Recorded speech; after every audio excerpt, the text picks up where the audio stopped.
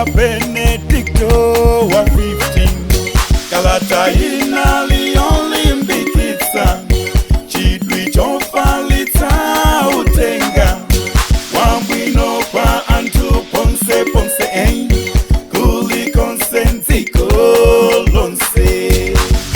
Chaka Cha Chibalalitso. Chaka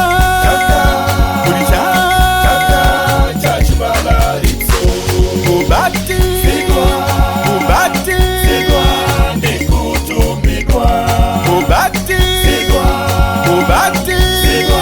ndikutumikwa. Lelo lino Chibalalitso cha mpingo kudzera mwa Papa Francisco atikumbutsa watu udindowo tinabatizika ndikutumidwa. Ubatizo tilowetsa mbumba ya chauta, ubatizo tieretse ena, ubatizo tikometse ena, ubatizo tiwalitse ena. Chaka Cha Chibalalitso. Chaka Cha Chibalalitso. Sigwa ndikutumikwa.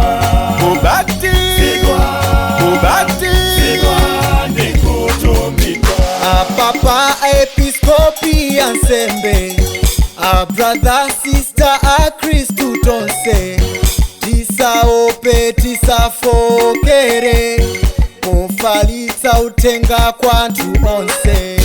Monga apostoli oyamba aja tiyatse moto